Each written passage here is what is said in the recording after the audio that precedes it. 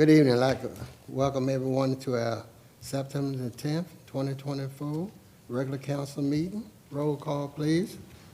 Mayor Reeves. Here. Vice Mayor Yao. Here. Councilmember Brown. Here.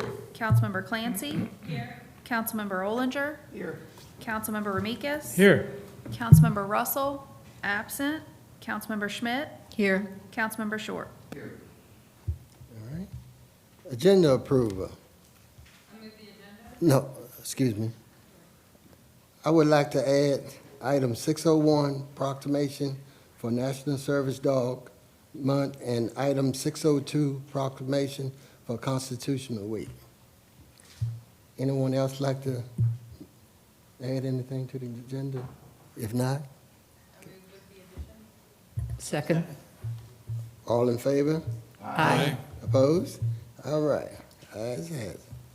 All right, pledge of allegiance, Ms. Clancy.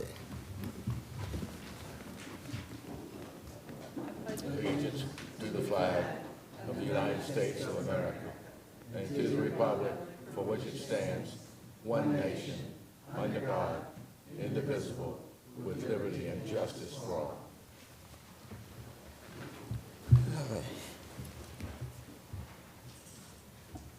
All right. Consent agenda, Mr. Manager. Yes, sir. On the consent agenda this evening is amendment to residential net metering policy, treasurer's reports, and minutes of previous meetings. Move the consent agenda. All in favor? Aye. Opposed? All right. 601, Mr. Short.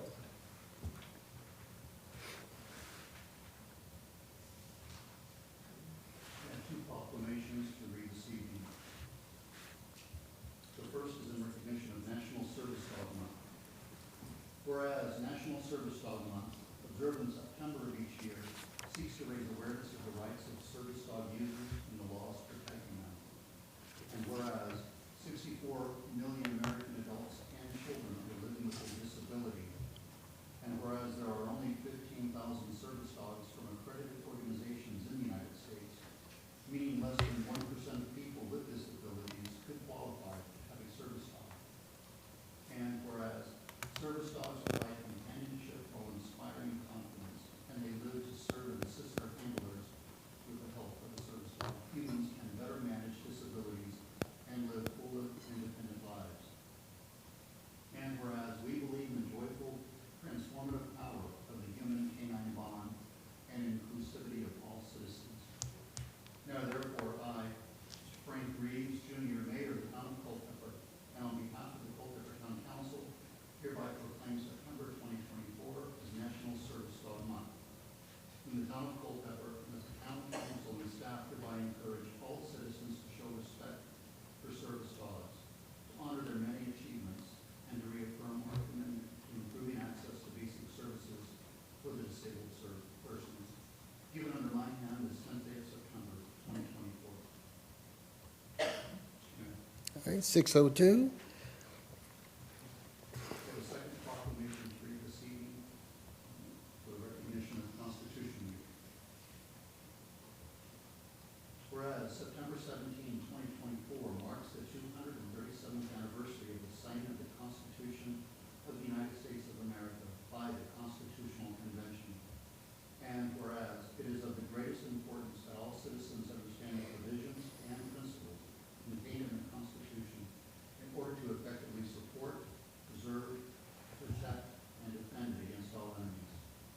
And whereas the Constitution, together with the Bill of Rights, have provided the organic structure for our democratic republic and our individual liberties, enabling our nation to rise from a collection of ragtag former colonies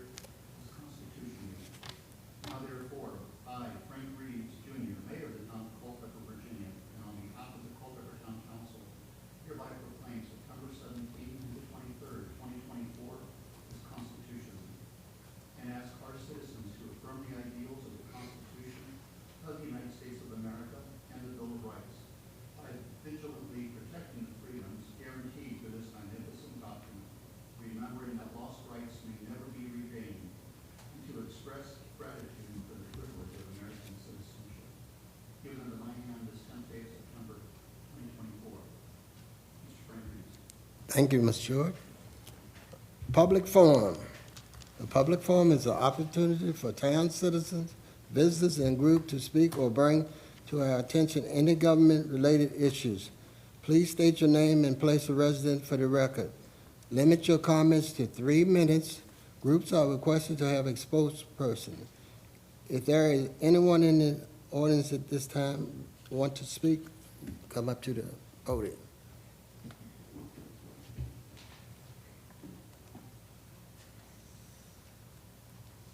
How y'all doing this evening? My name is Greg Bowes. I lived on 116 East Challenge Street.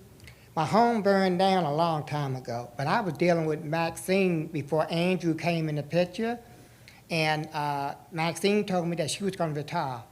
She told me, don't worry about it, that I would be able to build me a house back on my land, right in Culpeper.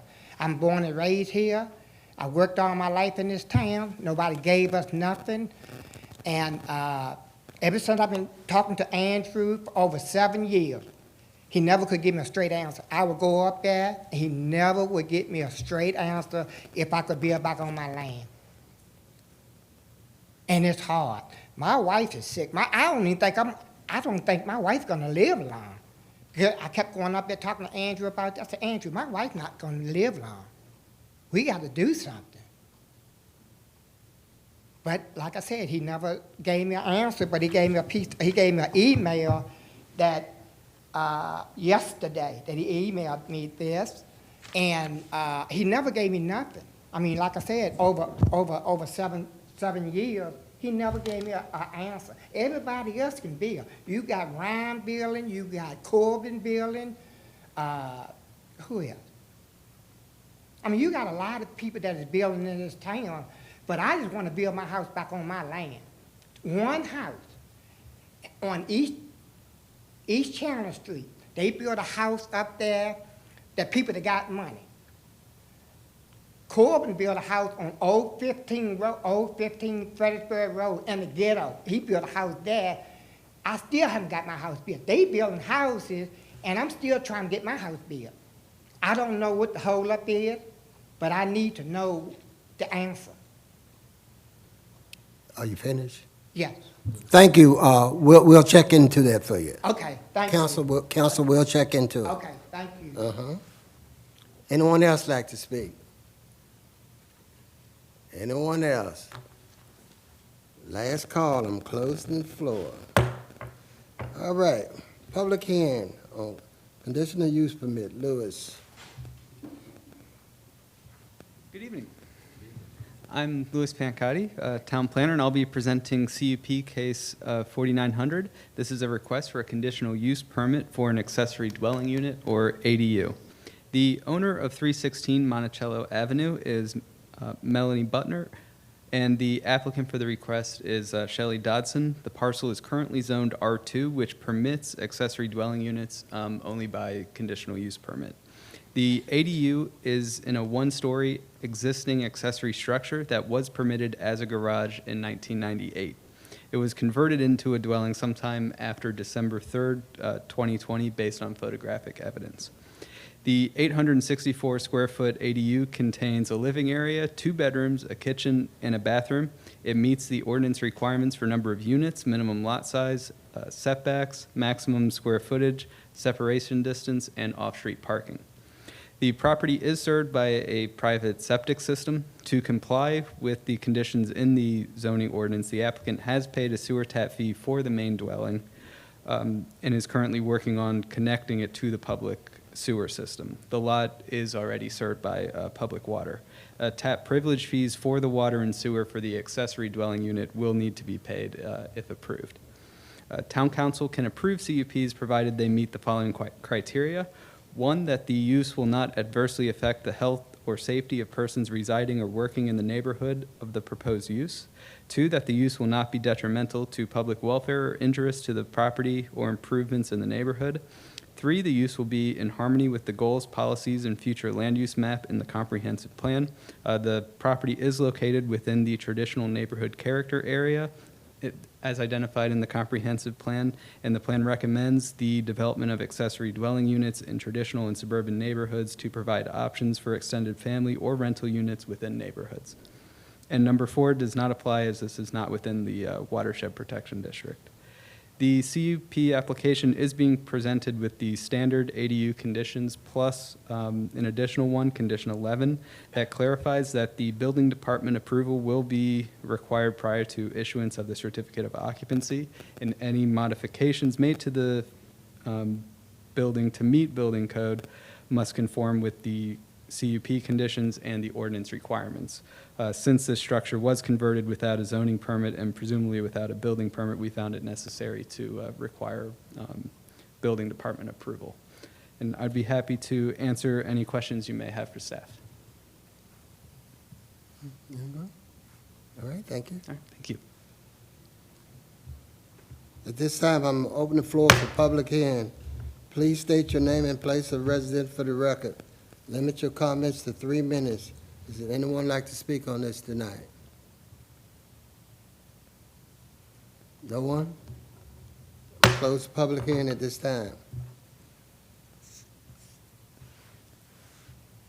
Approval of accessory dwelling unit at 316 Monticello Avenue, Lewis. Yes, at the August 20th Planning Commission meeting, the commission voted to recommend approval of the conditional use permit with the proposed conditions. I move we accept the recommendation. Second. Any discussion? Roll call, Madam Clerk. Councilmember Brown? Aye. Councilmember Clancy? Councilmember Olinger? Aye. Mayor Reeves? Aye. Councilmember Ramikis? Aye. Councilmember Schmidt? Aye. Councilmember Short? Vice Mayor Yao? Aye. Motion carries. Thank you. All right. Public hearing on subdivision ordinance amendment. Andrew. Thank you, Mr. Mayor. Good evening. Before you this evening is a proposed amendment to the town subdivision ordinance. This was initiated by the Planning Commission after council's decision to overturn the zoning administrator's interpretation of the subdivision ordinance. They were concerned that this left the town lacking guidance and appropriate regulations related to family subdivisions in the town. So they did hold a work session on it prior to a public hearing to work through the various aspects. And identified the following items for guidance within the code. So it would provide standards related to eligible family members, the number of divisions permitted, the lot size, lots that would be eligible, the holding restrictions, remnant lot requirements, deed requirements, access requirements, affidavit requirements, and exception provisions. They did hold a subsequent work session where they clarified the zoning districts that this would apply to, as well as discussed and confirmed the holding restrictions on it, both in the pre- and post-division period. So these are proposed to be 15 years on either side. I'd be happy to answer any questions the council may have. Any questions? All right, thank you, Andrew. I'm opening the floor this time for public hearing. Please state your name and place of residence for the record. Limit your comments to 3 minutes. Does anyone like to speak on this item? No one? Close the public hearing at this time. Approval of ordinance related to family subdivision, first reading, Andrew. Thank you, Mr. Mayor.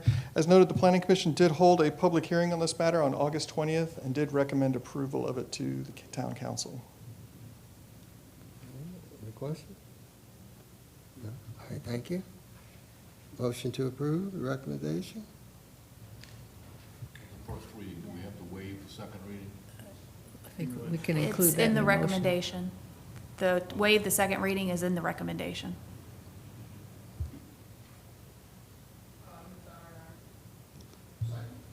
Any discussion? Is that with the waiving the second reading? That motion? Yes, part of it. Okay, thank you. Any discussion? Roll call, I just wanted real quick thing, Andrew, and your team. Wanted to thank Andrew and your team again. We threw you guys a curveball and you survived and came out with a great fight. Thank you for that. All right. Roll call, Madam Clerk. Councilmember Clancy? Councilmember Olinger? Aye. Mayor Reeves? Aye. Councilmember Ramikis? Aye. Councilmember Russell? Councilmember Schmidt? Aye. Councilmember Short? Yep, aye. Vice Mayor Yao? Aye. Councilmember Brown? Aye. The motion carries. How about the county reclaimed water tank conditional use permit? Mr. Manager. Yes, sir. This next item is a request for council direct staff to request a conditional use permit from Culpeper County for a reclaimed water tank located in the county outside of town limits. This drawing shows the McDivitt Drive Technology Zone, and you can see the items shown in light green are either existing data centers, Swift and Equinox, or property that has been zoned for data centers and is different stages of development. I'd like to draw your attention to the Culpeper Technology Campus. That is one that's partially in the town and partially in the county, as shown by the county boundary, which is the black dotted line that goes through there. So it's Culpeper Technology Campus is between McDivitt Drive, Jemana Highway, the railroad, and the Copper Ridge proposed data center. But you can see that a portion of it is in the town and a portion of it is outside the town limits. We received a request from Culpeper Technology Campus to use reclaimed water from the Water Pollution Control Facility effluent for cooling at their facility. The use of this reclaimed water for cooling will greatly reduce the energy consumption of the data centers by creating efficiency with cooling with water. Also, the use of the reclaimed water for cooling will also reduce the effluent discharge from the wastewater treatment plant, and therefore it will be an anticipated reduction in the nutrients and other pollutant loading that's discharged to mountain runs, so that we also see that as an environmentally friendly thing, as well as it reduces our wastewater discharge, which gives us the potential for additional capacity as the town needs additional capacity in that plant in the future.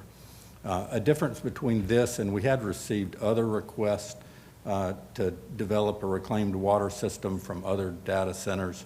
All of those requests were for us to build it and then collect our money back from them as they develop the data centers. We declined those requests because it was very speculative in nature, and we could be on the hook for millions of dollars. Unlike the others, Culpeper Technology Campus agreed to pay 100% of all costs, including permit, design, and construction costs. So no cost to the town to develop this system, and then they would pay us, for operating that system, the same as we, receive fees for operating the wastewater treatment plant at this time. A reclaimed water system requires several components, a 3.5 million gallon per day pump station at the wastewater treatment plant.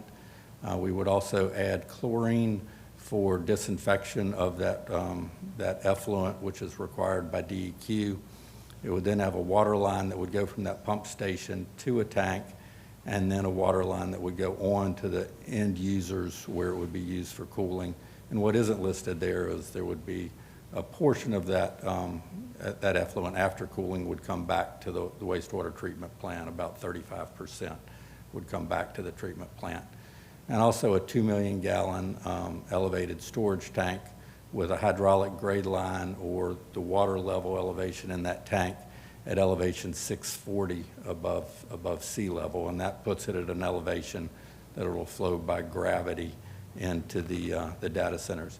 When I came to you earlier in the month, we showed it as a 1.5 million gallon per tank, but after additional discussions with our engineer as well as discussions with the Culpeper Technology Campus, it was agreed that a 2 million gallon tank would allow us to use what we anticipate is all of the available capacity for the foreseeable future from the wastewater plant, whether it's cooling for their facility or if it's more than what they need, cooling for other data centers, to make that available. So what we didn't want to do is build one tank and then a few years from now find that we have this additional wastewater that we could use, but we need an additional tank to provide that. We wanted to make sure we could, provide it in one, and they've agreed for us to build it at that size.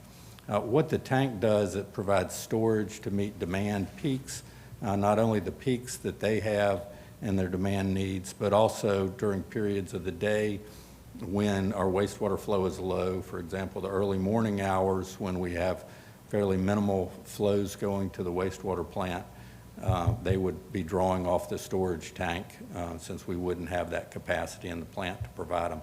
The other thing it would do is it would provide storage for reliability, and by having an elevated tank, we wouldn't be required to have additional pumps at the tank location as well as generators for emergency backup at that. So the pumps and the generators would be at the wastewater treatment plant, which we saw as an additional benefit.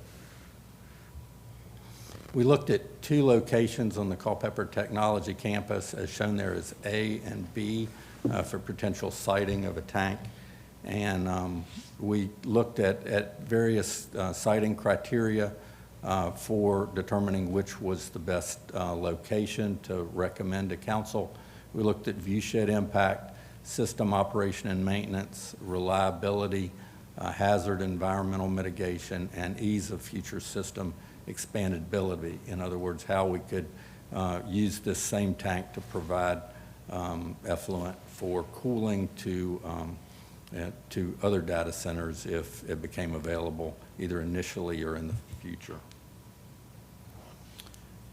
Based on that criteria, we determined that Site B is the best location of these 2 locations for the tank, and it actually rated the highest in all of those criteria.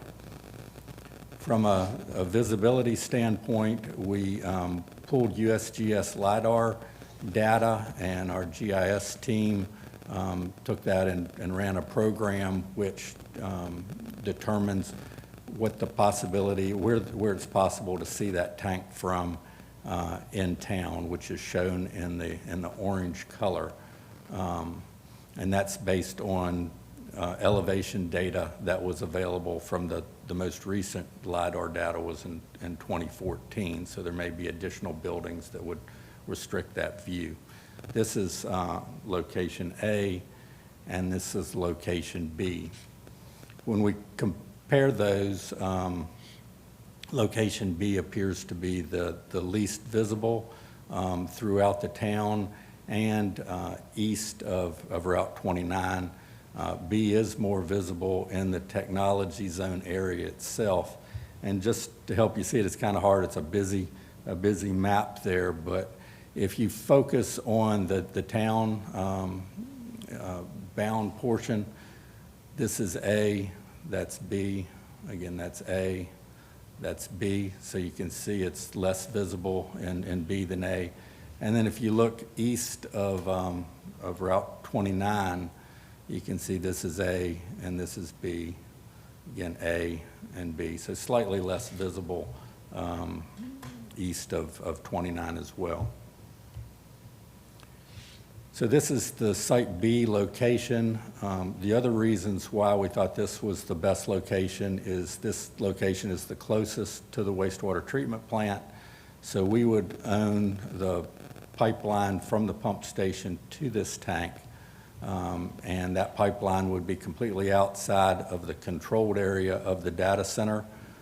They actually are proposing to have an entrance off of East Chandler Street that's just to be used for maintenance of their stormwater pond. So we would just extend that road up to the tank. So we would have complete access to the pipeline and to the tank that we would be in control of, because one of the things we would like to avoid is having a pipe that we're required to maintain that's inside of a controlled data center space, to where we could be liable for it but couldn't get to it to fix it if we needed to. The other thing with it being outside of their footprint, it's easier for us to own that tank and to use water from that tank to provide effluent to some of the other data centers. Plus, it's more centrally located or more closely located to the other data centers versus the A site, which is really on the back of Culpeper Technology Zone site. If we went to the A site, my recommendation would probably be that the data center actually own that tanks and the pipe going to it, since it's so intermingled in their site, it would make it difficult for us to maintain. But by doing that, it would cut off the ability to use the capacity of that tank to potentially serve others. As far as the size of the tank, again, it's a 2 million gallon tank. The overflow is at 195 feet above ground level. If you actually go the elevation to the top of the handrail that's on the tank, that's at 205 feet. And the very top of the bowl is probably around 200 feet. Those are estimated numbers because the tanks are really designed based on the overflow elevation. The diameter of the tank is 92.5 feet for this size of a tank, with a 45-foot bowl height, and that's the portion that actually holds the water, and then a 52-foot diameter shaft to get it to the elevation that's needed to provide that gravity. This is a picture of a similar type tank. One thing I would point out is this tank has shows a graphic on the side of the tank. I would not recommend a graphic to be shown on the side of the tank, or I don't really see a need for that, mainly because it's not a gateway tank like the high pressure zone tank, which you can see from 29 and you can see from 15 as you're coming down those roads. When you look at the visibility data, you really don't see this from any roads. Where you're going to see it is in the middle of the technology zone, and if there's a whole bunch of data center buildings in the middle of the technology zone, I don't know if you really need a sign on the tank, but that sign can always be put on the tank if that's a desire of council or the Board of Supervisors. Comparing that to our other two elevated tanks, again, this proposed tank, if it's at Site B, it has a 195-foot overflow. If it's at Site A, it's a 185-foot overflow. Again, both with the same hydraulic grade line of 640 feet above sea level. Comparing that to the existing elevated tank, it's 179 feet to the overflow, and it has a slightly less hydraulic grade line, 20 feet lower than the proposed tank. And then the existing high pressure zone tank is a shorter tank. It's 159 feet tall to the overflow, but its hydraulic grade line is at 690, which is 50 feet higher from a elevation standpoint than the proposed tank, or 70 feet higher than the existing tank. Which is why, if you actually look at that tank, you can, on the horizon, you can see the high pressure zone tank more easily than you can see the other tanks. So it's kind of falls somewhere between those. So with that, the recommendation is that council direct staff to request a conditional use permit approval and any other approvals required from Culpeper County for a municipal reclaimed water tank to be located within Culpeper County. I'd be happy to answer any questions you may have. Question? I think we'll put Go Hokies on the tank. No. Excuse me? Oh, Lord. Go Hokies. Just takes 5 votes. For the manager? I have a question for the manager. Okay, so the town's going to own this tank? Yes, that would be my recommendation, is the town owns the tank, the water line from the wastewater plant to that, as well as the pump station. The water lines from there on, we would not own. We would also own a portion of the return pipe back to the wastewater. Okay, that's my understanding, is that we would own it eventually, but Peterson's going to build it. Or- Yes, they would pay for designing it, permitting and building it.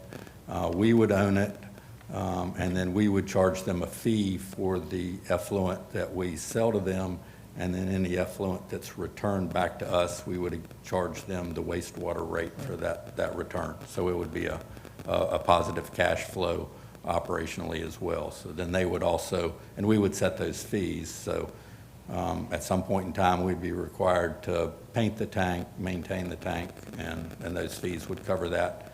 just like we do in the enterprise funds for wastewater. Whether we would want to set up a separate enterprise fund just for that, or whether we would want to just have that as part of the wastewater enterprise fund, I haven't really thought through all of that yet. I think it kind of depends on where we end up at the end of the day. So the conditional use permit is to build a tank, but it's not for the reclaimed water system. No, the conditional use permit has to do with getting a waiver from the county for the height. Okay, all right. And who's paying the fee for the conditional use permit process? We will have them pay that fee. That's $1,700. I mean, that's a lot of money. That's right. Any more questions, Phil? Go ahead. Janie? So the purpose of this request is to provide the water for a cooling system that uses less energy. That's correct. So Okay. it's actually a win-win. They will obviously, they're not doing this just to be good stewards. They may be partially, but they're also doing it to save cost of electricity on their side. But it's also a benefit, I think, to the community and the state for less power usage, as well as I do see a benefit for us of reducing our wastewater effluent discharge back to At no Mountain. cost to the town. No cost to us. Actually, I would think we'll probably make money at the end of it. Joe? Yes, sir, just a couple of questions. So Peterson's paying, are we billing them for the construction, or are they handling the construction? Who's doing the actual site work? Actually, up to this point, just to make things easier, we're having them pay it's technically their consultant now, but it's the consultant that we use. They're paying them directly. So the consultant sends them the bills, they pay them, and we coordinate directly with the design review with the consultant as we normally do. And that's just an agreement we have with them. At some point in time, we may need to enter into an agreement where they pay some other costs. But at this point, they've been just paying them directly just because it's easier from our standpoint. And it also kind of transfers a little bit of liability back to them as well. Good to share that. A couple more. So it sounded like before we were talking about a tank that was around 190 feet. And today we're looking at being around 205, some variables there, but is that for the 3.5 million gallon? When I mentioned it to you before, I mentioned 190 feet. That was to the overflow.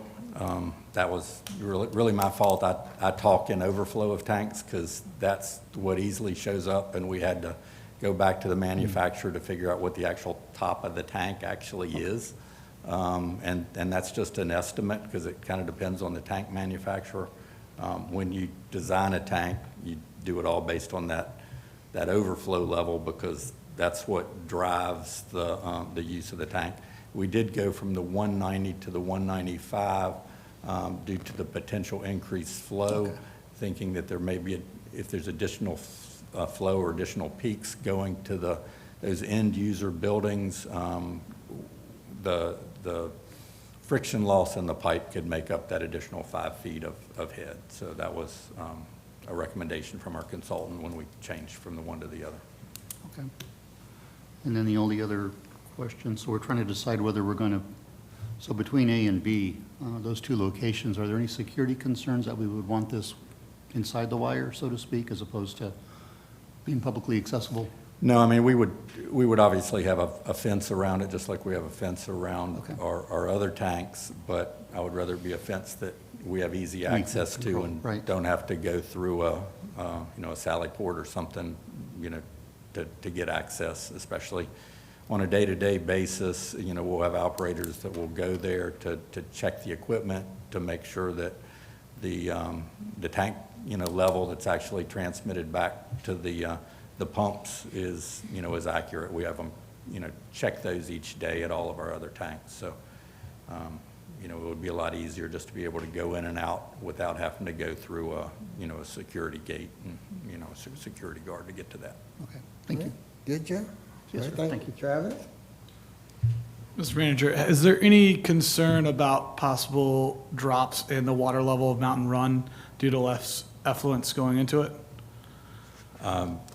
That is something that will be evaluated with DEQ. There's actually a process that we're working on applying that will be, doing a request for how much withdrawal that we can take, and they actually do modeling and come back to us with what the actual criteria we need to meet as far as, how much wastewater we discharge from the plant or don't discharge from the plant.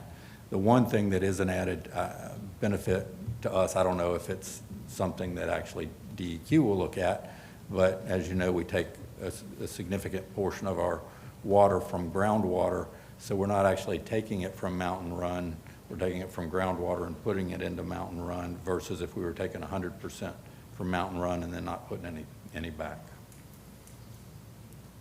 That's right. Mike?